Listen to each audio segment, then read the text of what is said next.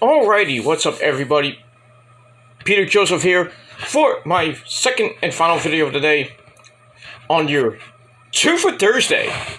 This time, right here on the main channel, Killer of Demons 669. Thank you as always for watching. Make sure you like the video, hit that subscribe button down below in my pants, otherwise known as the description box below. On this channel, my other 4 main channels down below. And as always, friend me on Facebook, follow me on Twitter and Instagram if you're real. If you're not, please, for the love of God, get a life and go fuck yourselves. But if you're real and you're honest and real, then you can follow me on social media. If not, like I said, go fuck yourselves and rot in hell. And then don't forget to share the video all over the internet. And most importantly, tap and slap that bell. Basically treat it like it's the New York Rangers tonight. Oh, why? And turn on all notifications so you don't miss another upload. And you don't have to unsubscribe and resubscribe again and get my notifications that are not coming to you. That's not my fault. That's YouTube's fault. Or just search my name and my channels and go to my video section, my shorts section, or my live section, and the videos will be right there. You can't miss it. And if you do, then you have problems. And that's all I'm only going to say about that. So like, share, subscribe, and hell, leave a comment if you want. That's all I got to say about that. Alright, ladies and gentlemen, on video number 2 for your 2 for Thursday, April the 27th, 2023, or if you're now watching on the replay or from someone else, it is now April the 28th, 2023. We are the final weekend of April. We're going to be starting May on Monday, and as of Monday, we're on the road to the unofficial unofficial start of summer, I should say, Memorial Day, which is about 4 weeks away. So we're about 4 weeks away from the unofficial start of summer, ladies and gentlemen. So get ready, because it's going to be a hot summer for most of us. But it is what it is, and that's pretty much that. All right, we move on with that.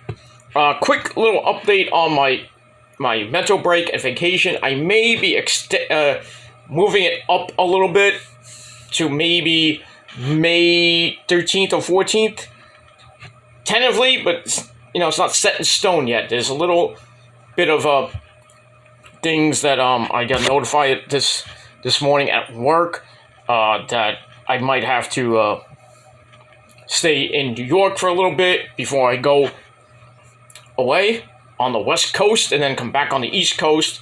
So it's like I'm splitting my vacation, one on the West Coast, one on the East Coast. So,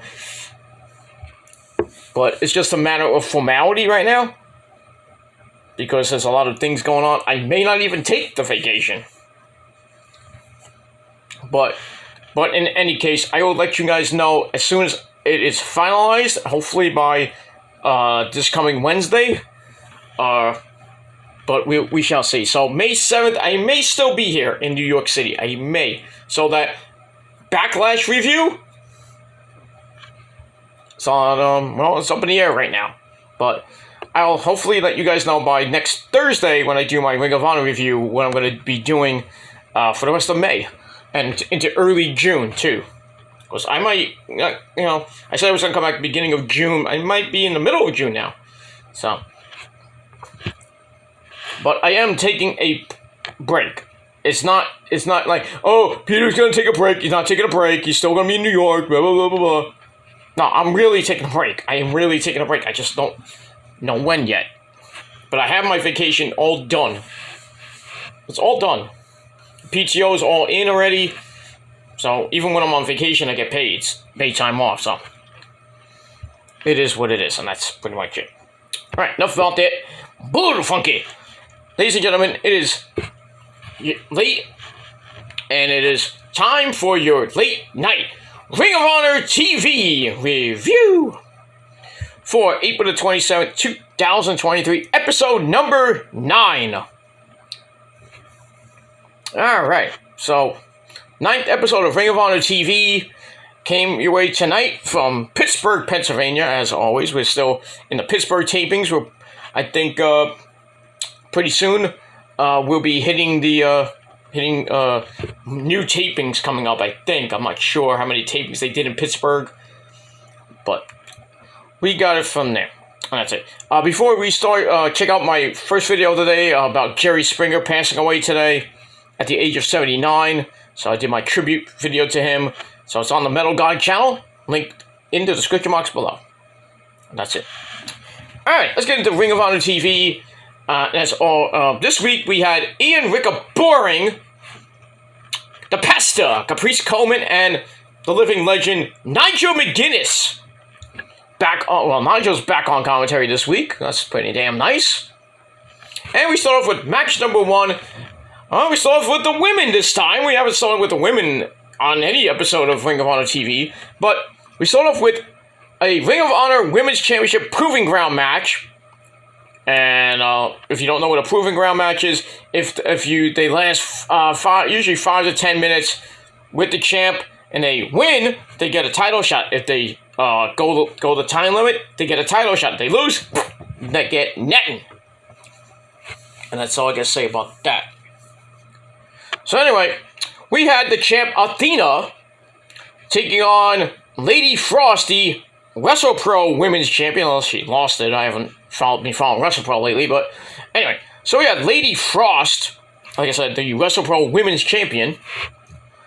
Was a pretty decent match, nothing great. Let me just check, okay. So they kind of went back and forth early on. Athena sends Lady Frost into the middle rope stomach first, with a senton for a near fall. Then a backbreaker twist and a twist. Well, backbreaker with a twist by Athena. Lady Frost fought back, hit a rising kick in the corner, no-handed cartwheel senton splash into the corner. So really gave Athena a little bit of a run for her money. Lady Frost looked for a moonsault. Athena gets up, swipes her feet, sweep the leg, Athena-san. Then she locks Frost in the tree of, whoa! There was some boots to the exposed stomach. Lady Frost comes up with a tornado kick. Hey, this ain't Double Dragon 3. Out of nowhere, goes up top, hits a Sky Twister press. Interesting. Athena rolls the ropes, clings to the bottom rope to prevent the count. Lady Frost pulls her up. Athena counts into a rolling elbow. 1, 2, 3. She doesn't retain, but she gets the win. And Lady Frost gets nothing. So, pretty decent match. I gave 2.25 out of 5 stars. And that's it. Really nothing else. Nothing happened after that. So once again, Athena continues to roll through the roster of Ring of Honor, or basically just every woman that's been in front of her. I don't know who's gonna be able to beat her at this point. I think it might be maybe a returning Mercedes Martinez. I was gonna say Miranda Alizé. I don't really know who. At this point, I don't know who. She's going on a Jade Cargill-like run right now. Beating just basically, decent women that she can beat in her sleep. But really she needs a challenger, and I don't know who that could be at this point. Let me move on. Alright, after that, we get a great video package from the Kingdom. I'm Matt Taven, Mike Bennett, and the lovely so-called First Lady of Ring of Honor. That's, she says the first Lady of Wrestling. She's not. But she's still beautiful, and that is Maria Kanellis. They're there, and they're going to be in the Reach for the Sky ladder match, the second one. Remember, we had the first one at Supercard. So we're having it again? That's quick. Interesting. So they come for every single tag team in the Reach for the Sky ladder match. So, go figure that one out. And we will move on with that. Yeah, okay, we move on. Alright, match number 2, we had the infantry of Johnny Bravo. No, not that Johnny Bravo. Hey, little mama. No, not that Johnny Bravo. And Sean Dean, the captain, taking on Preston Vance and Bruce of La Facción Ignobles as they came out with Jose Jalapeno Listic, the assistant. So, really nothing to see here. Pretty much a squash match. And Bruce and Preston Vance get the win after Preston lays Johnny Bravo in the corner. And Bruce, who makes the tag, hits the bull's horns. And 1, 2, 3, good night. Thanks for coming. And that's it. So La Facción de Ignobles get the win. And, or LFI, whatever we want to call them. They get the win. Match I gave 2.25 out of 5 stars. And that's pretty much it. Alright, match number 3. We had more tag team action. We had the best friends give me a hug of Trent and Chucky T as they take on the team of Mookie Summers and former two-time Warriors of Wrestling heavyweight champion. He was also a tag team champion in Warriors of Wrestling. The Long Island, what do you call him? The Long Island legend, I think. I forget what his freaking moniker is. But anyway, he's from Long Island. The man is Joe Ocasio. If you don't know who he is, look it up on my Peter Joseph channel. You know who he is. But anyway, great to see Joe on Ring of Honor TV. First time, I believe the first time on Ring of Honor TV. So he's been on NWA. He's been on Dark. Dark or Elevation. Well, used to be Elevation. So he's been in the indie scene, big name in the indie scene, and now he's on Ring of Honor TV, so congratulations to Joe Ocasio, even though you almost threw Osito into my lap a couple of weeks ago. Bastard. And he didn't almost say it twice, by the way. If there wasn't a guardrail, I would have been on the floor with Osito, like, on top of me. Not like that, but you know what I mean. Damn it, Joe, I told you I'm freaking retired. Don't make me come out of retirement. I'll kick your ass. No, I won't. But, yeah. But, anyway. Alright, so this was an okay match. Not much from Joe, really. The only thing Joe did was attack from behind. Trenton hits a pile driver on him. Joe, you gonna take that from him? Come on now. And then Chucky T pile drives him. Dude. And then Chucky T hits the Doomsday Sexy Chucky knee. Oh, I have no idea what that is, but I guess it's a finishing move now. By the best friends, they get the win. So basically a squash match for the best friends. And really a basic squash match. But, I mean, great to see Joe Ocasio. I don't know who the hell Mookie Summers is. I think he's a local indie talent from Pittsburgh. I assume. I don't know. But anyway, that's pretty much it. Joe Ocasio fought Homicide at the last Warriors of Wrestling event in Staten Island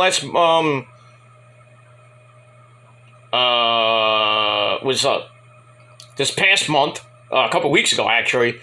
And, I believe he's taking on Steve Savage at the 200 show coming up in about a couple weeks from now.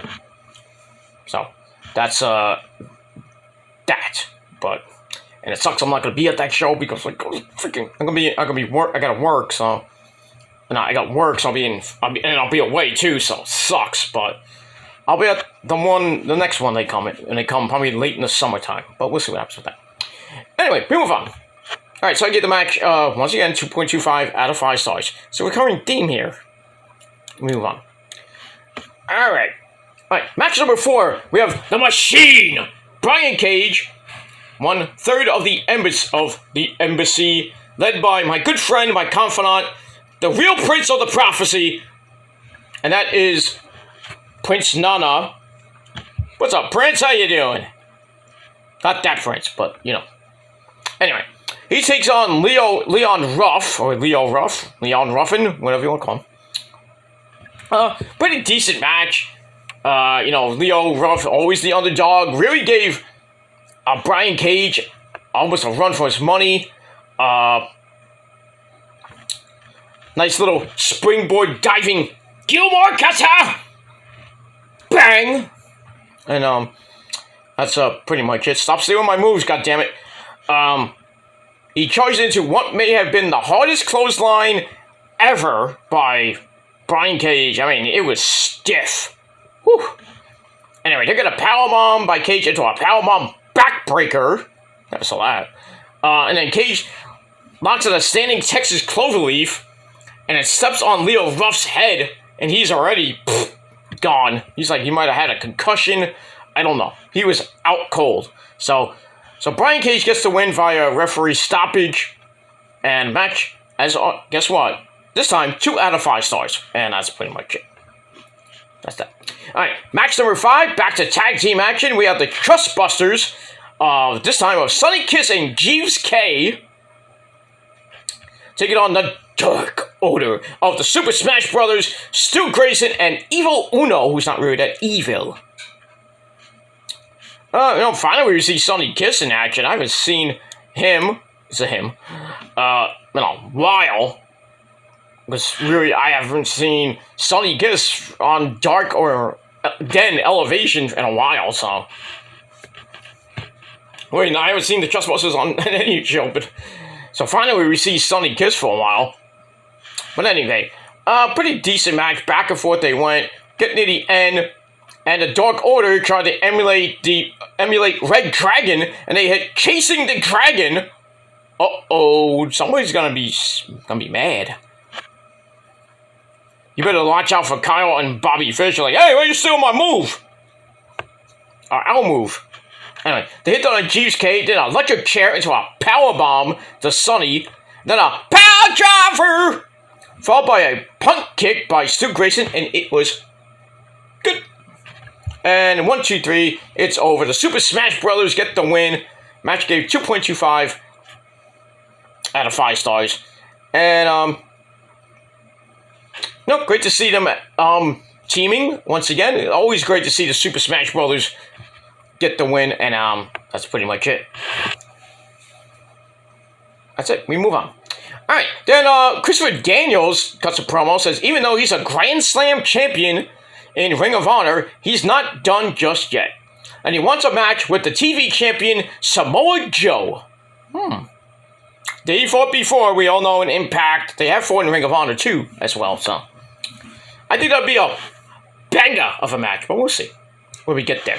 So, I gave that 2.5 out of 5 stars. So, the Fallen Angel wants gold once again, and we'll see what happens with that. And we move on. Alright, match number 6. We have women's action. We have Sky Blue, otherwise known as Cora Jade. Hey, aren't you supposed to be on SmackDown tomorrow? Anyway. She takes on Diamante, former LAX member. Match was sloppy. Match was not great. Diamante with a brutal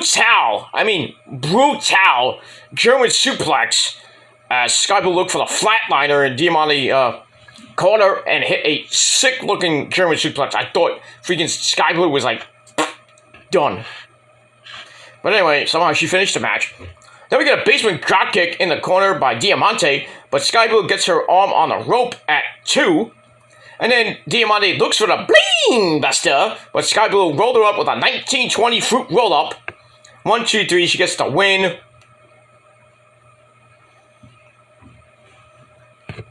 And that's all I gotta say about that.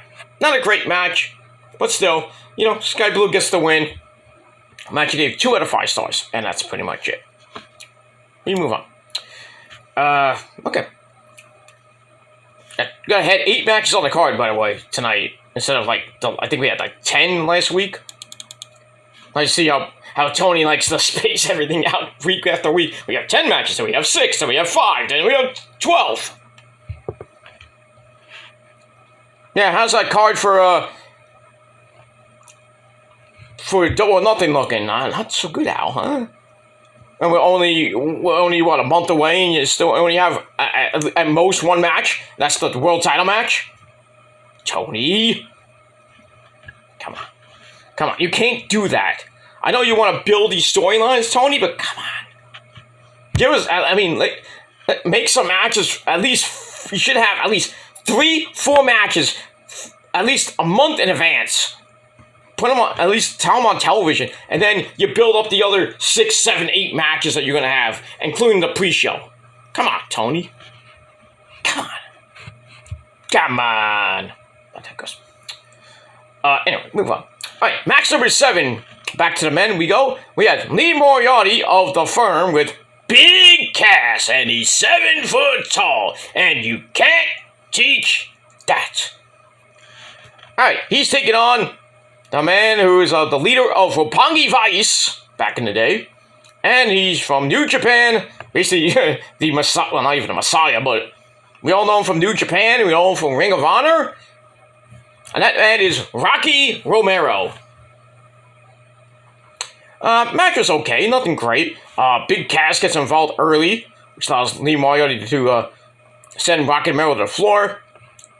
Then he was in control for a while, and he hits a Michinoku driver, and then goes for the Gargano escape, but Romero rolls into a pin for a near fall. Then they go back and forth, and we get near the end. Moriarty attacks the arm, and gets head scissors over the top rope to the floor. Yikes. Then Romero with a suicide flippy dippity doo takes out Big Bill, and then Lee Moriarty distracts the referee, and Big Bill got all pissy and chokeslam Romero on the apron. Ow. And then Lee finishes him up with a leg lariat back inside, and that's it. 1, 2, 3. Lee Moriarty gets the win, gains a little bit of momentum, and that's pretty much it. So match I gave 2.5 out of 5 stars, and that's pretty much it. Alright, if I go like this all the time, I'm just checking my time, because the light, I can't see the time sometimes. So, it is what it is, and that's that. Alright, that's it. Alright, then we go to your main event of the evening. Pretty good match here between Gringo Loco, who fought last week, I believe, against the man, the Triple the Triple A Mega Champion, who's going to be taking on Kenny in about a month or so from now for the Triple A for said championship. That was El Hijo de Vikingo. So Gringo Loco takes on a great high flyer, Blake Christian. Last time we saw him was him and Gramatelli getting the crap beat out of him by, I believe, the Embassy. But anyway, this was match of the night. Lots of flippy dippity doos. Each one trying to outdo each other, matching each other step by step. Both men miss dives and moonsaults as Christian finds himself walking the top rope and hitting an arm drag on Gringo Loco, who cartwheels out of it. That was crazy. Then the Fosbury flop by Blake Christian misses, lands on his feet. Gringo Loco hits a somersault senton splash. Then we get a Fosbury flop by Christian. It lands this time. He sends Gringo Loco back in the ring. And then he hits goes to a Spanish fly. It gets blocked. Then we get a handspring kick connects. Christian walks into a super kick and gets elevated onto the shoulders and into a sit-out powerbomb. Nice. And then both men are sitting on the top rope. Gringo Loco connects with an avalanche inverted twisting Spicoli driver. That's a mouthful. And sick, too, for a near fall. Crowd was going nuts for that. Gringo Loco sets Christian up on his shoulders, walks up to the middle rope, but somehow Christian flips out of that. Then he hits the Spanish fly. Oh, Joe Maximo, you're gonna love that. My mentor. Anyway. And then the springboard 450, 1, 2, 3, Blake Christian is your winner. Match of the night, gave it 3.25 out of 5 stars. And Caprice Coleman called it American Lucha. Pretty damn good, because a lot of great high-flying Lucha style Americans that can do that Lucha style. Like Pentagon, well, Pentagon's Mexican, but you know what I mean. Blake Christian, Leon Ruff, people like that. Even NXT World Champ Christian Casanova. I mean, him, meaning Carmelo Hayes. And we got all that. Alright. So that is it for Ring of Honor TV this week. It was not a great show, but pretty decent show. So I'm gonna give it a not down the middle like Bill Alfonso, but I'm gonna give it 6 out of 10 stars, and that's it. If you saw it, let me know your thoughts down below in the comments section, and if not, go watch it.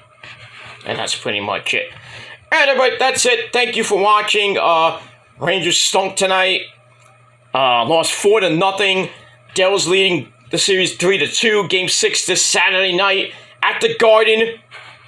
Do or die for the Rangers. It feels like deja vu, like last year when the Rangers were down 3-2 and had to win in Pittsburgh Game 6, and then win Game 7 at the Garden. That epic freaking game where the Breadman Panarin got the goal in overtime. Are we going there again? Hopefully. I don't know. Hopefully, but if the Rangers want to get to the second round, gotta win tomorrow. Gotta win Saturday at the Garden, and then win on Monday afternoon. Why is it Monday afternoon at 1 o'clock? I think that's a typo. I hope that's a typo. Who wants to have Game 7 at 1 o'clock in the afternoon when the people are at work? So I think that's a typo. It's probably going to be a 7 o'clock game. Excuse me. So we'll see what happens with that. But Rangers do or die on Saturday. Icelanders are still in it. They won on Game 5. Now Game 6 will be tomorrow. I believe on the island or in Carolina. I'm not sure, but we'll see what happens with that. Bruins play tomorrow. Game 6 in Boston, I believe. So we'll see what happens with that. They can close it out. And I believe Tampa Bay won last night, so that series is going to Game 6. So a lot of Game 6s in the Eastern Conference, and we haven't watched in the Western Conference much, but it is what it is. And that's it. Mets won a wild game tonight, 9-8. They had a 7-3 lead, and then Tommy Hunter became old school Rick Vaughn and hitting everybody. Hey, Vaughn? Rick Vaughn? Yeah, I think he's due. Okay. So anyway, yeah. So he hit like 3 players. Well, he hit 2 players. And then he gave up a run, make it 7-4. And then Brooks Raley came in. And he's been lights out, but he hit a batter, and then gives up a grand slam. Next thing you know, Nationals up 8-7 going into the bottom of the 8th. But what did the Mets do? We don't die in them. And Big Pete. Because you know how Pete's do. We always do good, if you know what I mean. Big Pete with a single, making it 8-8, and then the Squirrel strikes again. McNichols, McHits, McNuggets, whatever you want to call them. RBI triple to score Alonso, and the Mets take a 9-8 lead. And then David Robinson comes in. He's been lights out the entire season so far, except for that one hiccup. We finally gave up a run, but his ERA is lower than my mortgage. And got the save. Mets win 9-8. Braves lost today. They had a lead, and how about that, JD? Idiot. Anyway, so Mets win, Braves lose. Mets are now 2 games back. Big series this weekend starting. I thought it started today, but I forgot it was a Washington series. But tomorrow starts a 4-game series against the Braves at Citi Field. If they play, because it's going to rain all weekend. So I think they're probably going to play a doubleheader maybe Sunday if it doesn't rain, because I'm hearing maybe they might play on Sunday, might not, but we'll see. But Monday definitely might be a doubleheader. And we'll see what happens with that. Then the Mets go to Detroit for a quick 3-game series and back home real quick. That's quick, huh? Justin Verlander will be pitching I believe game 1 or 2, depending on the rain situation. If it's rain outs, then everybody gets pushed back a day. I mean, David Peterson pitches tomorrow. Tyler McGill on Saturday. And then Joey Budo, or as I call him, Butto, pitches Sunday. And then Monday, Mad Max Scherzer comes back from his suspension. So he gets that. And then that Tuesday game will be Justin Verlander making his Met debut. Or debut. But that might be pushed to Wednesday. Or then again, he may yeah, probably be pitching Tuesday or Wednesday, depending if there's a doubleheader on Monday, because they'll probably have Mets have to probably use a spot starter for the second game of that series. I'll have to see what happens with that. But if they get rained out tomorrow, then I think it'll be, well, if they don't play Saturday, then it'll be Peterson, McGill, then Budo, and then Max will pitch the second game of that doubleheader, and then back to normal probably on Tuesday. But we have to see what happens with that. Yankees, I think they won. They were up 3-2. I don't know if they won. But don't care. Actually, I think they did win tonight. Yeah, I think they did win against Texas in a 4-game series with them. We'll see what happens with that. I personally don't care about the Yankees. There's 6 million games behind the Tampa Bay Rays, who are just like, whoo, already have they had 20 some odd wins already. I told you they're gonna be a sleeper, and nobody's believing me. So if they win the World Series, you can thank me. But I digress. We'll see what happens with that. We're really early, already in the first month of the season, so we'll see what happens with that. All right, so that is it for now. I'm going to bed because I have to get up early. Not too early, but I have to go to the doctor tomorrow, and then I gotta do some errands. Gotta go to the bank to collect my money, and that's pretty much it for that. And then I'm gonna enjoy my weekend where we got nothing to do. It's gonna rain here over the weekend. I do have some plans on Sunday, but that's pretty much it for that. All right, so I'm out of here. Thanks for watching. I will see you guys tomorrow night. Probably around 11, 12 o'clock for your SmackDown Rampage review. Rampage at 5:30 tomorrow. Don't forget. And we've got that, and we've got the draft tomorrow for WWE. And that's pretty much it for that. So we'll see what happens with that. So I'll see you guys tomorrow right here on the channel. But for now, I'm Peter Joseph signing off. Peace out, rock on, and rock hard with your cocoot. And if you're not down with that, you can all go to hell when you die. Because you are going to go to hell when you die.